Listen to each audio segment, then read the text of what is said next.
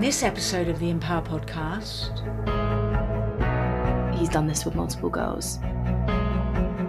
There's an essence of people pleasing here. Be that nice, be the polite, be the helpful. When you are confident, it will feel like you're being selfish. I know she had trouble sleeping. You don't need to stand there and say yes. Hello and welcome back to the Empower podcast. I'm your host, Robbi Stevens. Thank you so much for joining us on this exciting journey together, sharing and empowering the many incredibly brave people whose stories have inspired the plots and characters in our films. Kitty, welcome to the podcast. Thank you very much. Thank you for having me.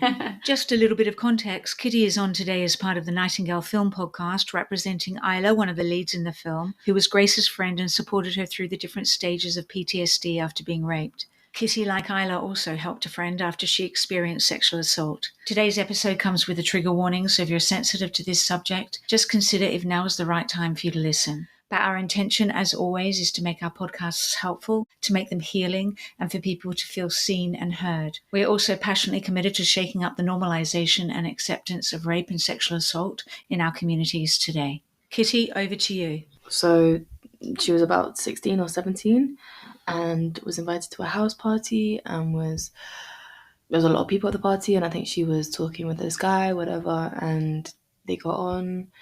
And then he took her upstairs and locked her in the bathroom and took her phone and blackmailed her and said, I won't give you your phone back until you give me head.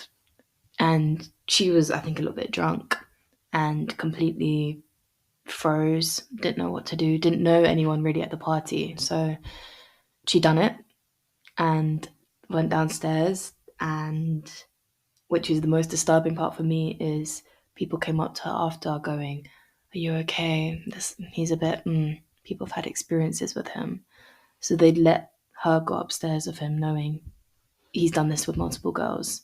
In her case, she didn't want to go to the police. Me and her mother both got very angry for her and were really pushing her to do something about it. I mean, she didn't tell me his name because she could see how angry I was. But she didn't want to. She didn't want to try because he's wealthy. His family's wealthy, so they would have lawyers ready. So let's go back a little bit to when she was in the toilet. She was locked in the toilet, and he took her phone and he said, I'm not going to let you out unless you give me a blowjob. And so he went into the toilet and she gave him a blowjob to get it back. And so in that space of time, do you think her natural nervous system response, where we are too scared to do anything else than do what's considered respectful to someone else? I think it was a mixture of all of that. Right. I think she froze because he was bigger than her. I mean, all these things were calculated. I couldn't fight him. If I tried, what would happen? She's drunk, so she's vulnerable anyway. I know she's an anxious person, so there was definitely a people-pleasing element to it. Feeling maybe she led him on because they were, getting on at the party. That, did he think this is what did I imply this to him? Oh, okay. Yeah. But also, I really want to get out right now. I really want to get out. How can I do it as quickly as possible? So let me just do it. Yeah.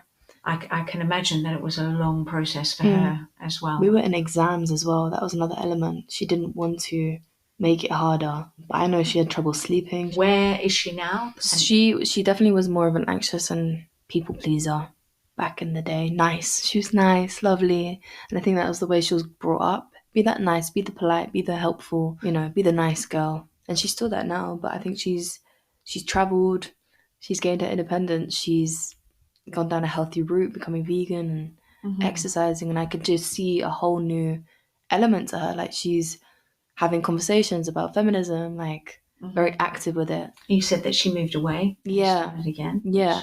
I think that definitely helped her.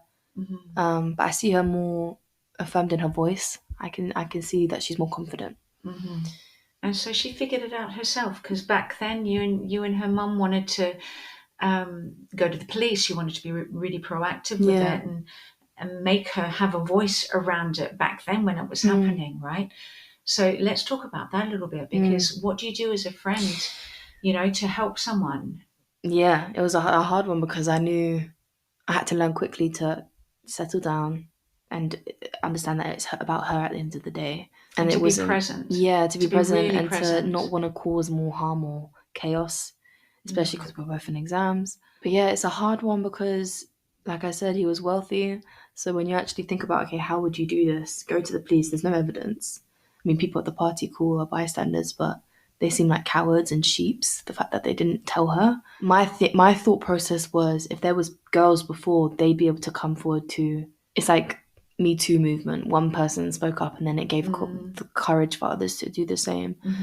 But yeah, it was about her, so I didn't want to make it harder for her. So I laid back and I listened and I focused on what could bring her up out of it. Yeah.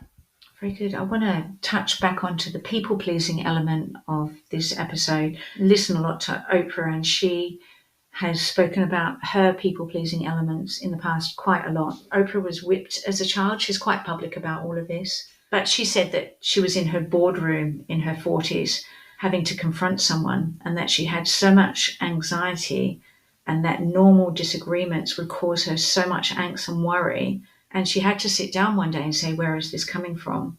I have the power seat. I've got the Oprah Winfrey show. But in order to have a disagreement with someone, I go through so much angst. And she said she realized that even though she had the power, she felt that every confrontation, she was going to get a whipping. So her people pleasing came from such a fundamental thing that happened to her as a child. Everything that happened to me as a kid, being beaten as a child, having to be subservient to others' ideals. You're seen and not heard, and your opinions do not matter. So she grew up thinking that her opinions did not matter, and do whatever you can to please other people. So that's just breaking down the people-pleasing element of it a little bit.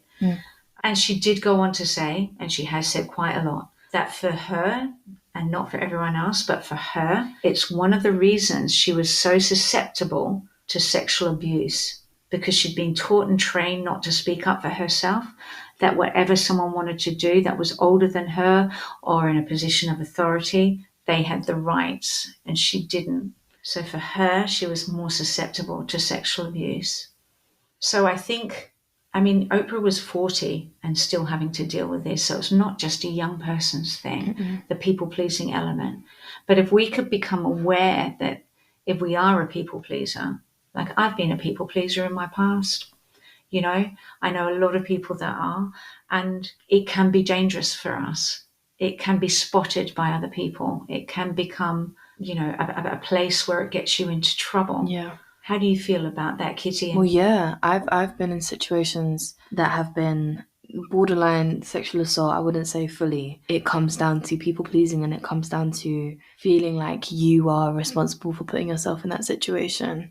Feeling like you can't say no, or you feel uncomfortable, or different elements. Like in my situation, I had to stay the night with this person because there was no buses or trains left. It was early in the morning. So I made a choice to stay. We were doing shrooms, and I was like, oh, did they think that I'm trying to seduce them or whatever? I'm just trying to be friendly and nice. And even when I said no, they still persisted. Even speaking about it now, I see how I blame myself, and the people pleaser in me in that moment was still smiling when I said no, but also the fear of, I don't want to hurt their feelings. But that's the thing about rape. It's not always malicious. It's not always, no, it really, aggressive. It's the person maybe seducing and trying. Yeah, that takes me on to acquaintance rape. Researchers say acquaintance rapists' primary motivation is sexual gratification, and that they tend to see their actions as seduction, not rape. So they are seeing rape as a seduction. Consent is imperative, like to understand that being raped is not just a violent act by someone you don't know on the street. Finally, I just want to ask you, if you had to say anything to anyone younger that's listening, Kitty, what would you say in terms of using your voice and recognizing situations where you don't need to respect people in authority? Not everybody that's older than you is worth your respect. Yes. We're reversing that. What would you say to younger girls and boys? Even to a younger me, because I'm still learning not to be a people pleaser. Yeah. And it's When you are confident, it will feel like you're being selfish. When you are brave, it will feel like you're doing something. It will feel so different and it will feel alien, but it's in the right step. Brilliant. Okay, well, thank you so much, Kitty, for being a part of this podcast. Thank you, everyone, for listening. And if you do need someone to talk to, please check out our link tree on Instagram over at empower.cic, where there's a list of links to places you can find support. Thank you.